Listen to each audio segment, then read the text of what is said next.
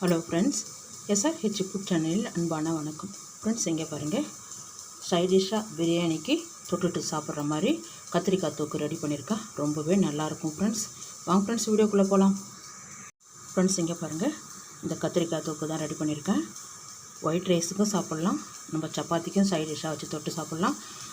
நல்லா சூப்பரான நம்ம பிரியாணி எந்த வகை பிரியாணி ரெடி பண்ணாலும் அதுக்கு சைட் டிஷ்ஷாக வச்சு தொட்டு சாப்பிட்டா ரொம்ப சூப்பராக இருக்கும் ஃப்ரெண்ட்ஸ். நான் வெஜ்ஜு பிரியாணிக்கு தான் ரெடி பண்ணியிருக்கேன். கத்திரிக்காய் தொக்கு வெஜ்ஜு பிரியாணிக்கு தான் ரெடி பண்ணியிருக்கேன். ரொம்பவே சூப்பராக இருக்கும் ஃப்ரெண்ட்ஸ். இது பாருங்கள்,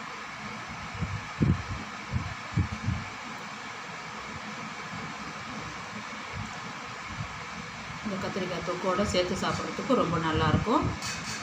ஆனியன் ரைத்தா வச்சுருக்கேன், வைக்க இடம் இல்லை, அதனால் ஆனியன் மட்டும் சேர்த்துருக்கேன். இங்கே பாருங்கள், சூப்பராக இருக்கும் ஃப்ரெண்ட்ஸ். எந்த வகை பிரியாணி ரெடி பண்ணாலும் இந்த தொக்கு வச்சுக்கிட்டு சாப்பிட்டா ரொம்ப நல்லாயிருக்கும். இங்கே பாருங்கள் ஃப்ரெண்ட்ஸ், ஒரு துண்டு இஞ்சி, ஒரு முழு பூண்டு தோல் நீக்கி எடுத்து அரைச்சிருக்கேன். அது கூடவே ஒரு டீஸ்பூன் சீரகம், ஒரு டீஸ்பூன் சோம்பு, 2 டீஸ்பூன் தனியா, 3 ஏலக்காய் சேர்த்து தண்ணி விட்டு நல்லா அரைச்சிருக்கேன் பாருங்கள்.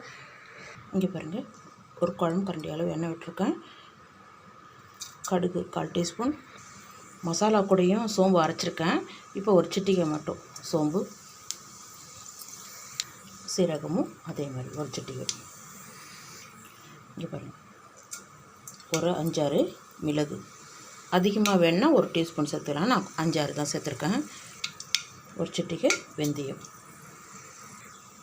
பாருங்கள், வெங்காயம் 1, பச்சை மிளகாய் 4. நல்லா பொடி ஆரம்பிச்சிருக்கு, பாதி அளவுக்கு வதங்கினா போதும். இங்கே பாருங்கள், கொஞ்சமாக கருவேப்பிலை,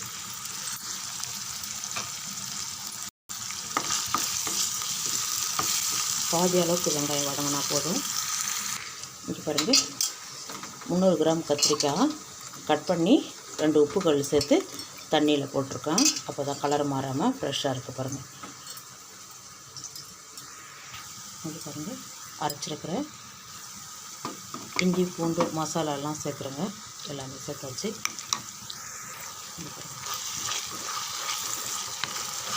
நல்லா ஒரு 3 நிமிஷம் வதங்கிட்டு ஃப்ரெண்ட்ஸ். இது பாருங்கள், நல்லா வதங்கிருக்கு.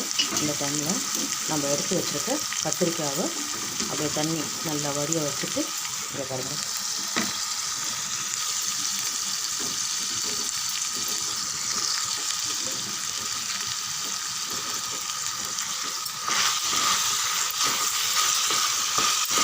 ஒரு 3 நிமிஷம் நல்லா வதங்கிட்டு ஃப்ரெண்ட்ஸ்.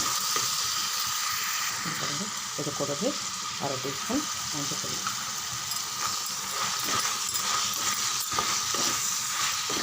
இன்னும் ஒரு 3 நிமிஷம் நல்லா வதங்கிட்டு. இங்கே பாருங்கள்,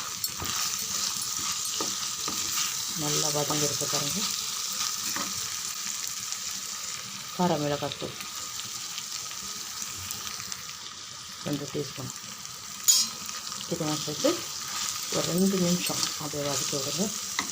இது பாருங்கள், நல்லா வதங்கியிருக்கு. இந்த டைமில் 3 தக்காளி, நல்ல பெரிய சைஸு தக்காளி சின்னதாக கட் பண்ணியிருக்கேன்.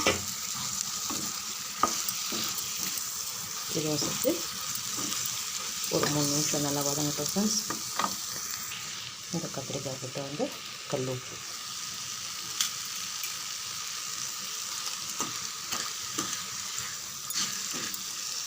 இங்கே 2 நிமிஷம் வதங்கட்டும். இங்கே பாருங்கள், தக்காளியில் தண்ணி விடும், அந்த தண்ணியிலே நல்லா வதங்கட்டும்.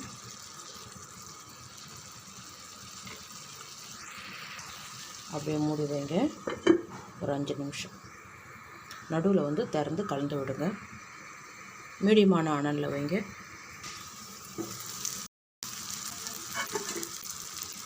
இங்கே பாருங்கள், நல்லா வதங்கிருக்கு.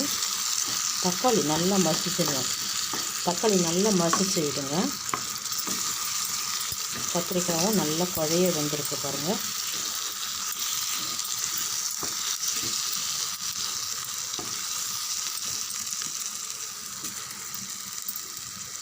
இன்னும் கொஞ்சம் மசாலாலாம் வேக வைக்கணும், அதனால் இங்கே பாருங்கள், 1/2 டம்ளர் தண்ணி, ரொம்ப அதிகமாக விட்டுடாதீங்க. பிரியாணிக்கு கத்திரிக்காய் தொக்கு சாப்பிட்றதுக்கு அந்த அளவுக்கு தண்ணி இருந்தால் போதும். இங்கே பாருங்கள்,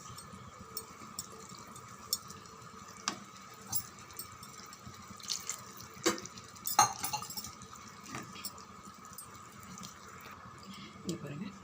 இன்னும் ஒரு 5 நிமிஷம் மூடி வைங்க. அதே மாதிரி நடுவுலையும் வந்து திறந்து கலந்து வைங்க.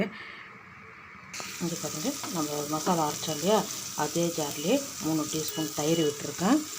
5 டீஸ்பூன் வெள்ளை எள்ளு,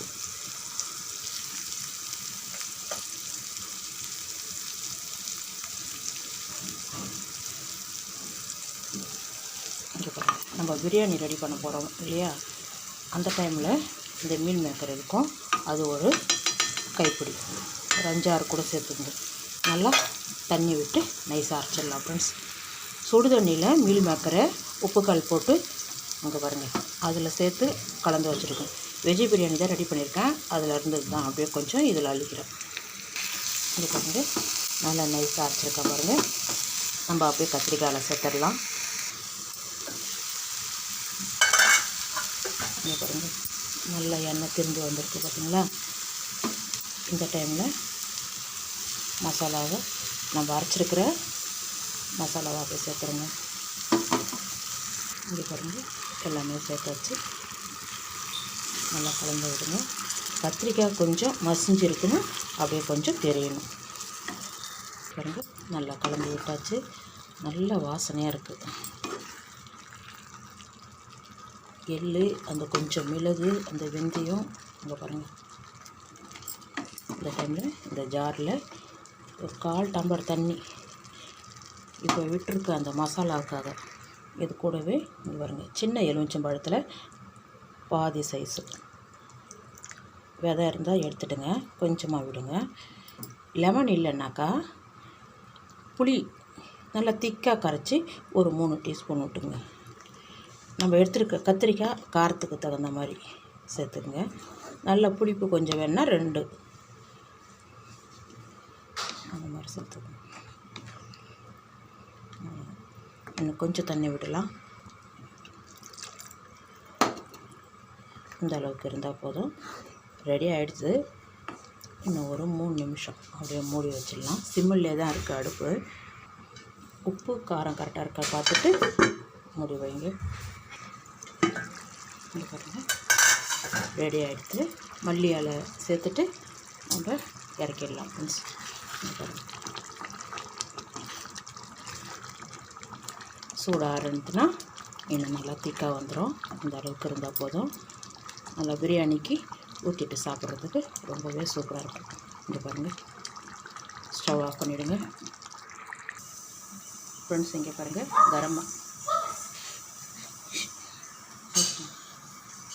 இங்கே பாருங்கள், கரம் மசாலா ஒரு 1/2 டீஸ்பூன் எடுத்துருக்கேன். இங்கே பாருங்கள், இறக்கும்போது சேர்த்தனா இந்த மசாலா வாசனை நல்லாயிருக்கும். நம்ம வீட்டில் ரெடி பண்ணது தான் அது. இங்கே பாருங்கள், கொஞ்சமாக மல்லி இலை சேர்த்துங்க. இங்கே பாருங்கள், அவ்வளோதான் ஃப்ரெண்ட்ஸ். சூப்பரான கத்திரிக்காய் தொக்கு ரெடியாக இருக்குது. நல்லா பிரியாணிக்கு வெஜ்ஜி பிரியாணி வச்சு சிக்கன் பிரியாணி, மட்டன் பிரியாணி எதுக்கு வேணால் சைட் டிஷ்ஷாக வச்சு தொட்டு சாப்பிட்லாம். ஒயிட் ரைஸுக்கு, சப்பாத்திக்கு ரொம்ப சூப்பராக இருக்கும். இங்கே பாருங்கள், வாங்க ஃப்ரெண்ட்ஸ் சாப்பிட போகலாம்.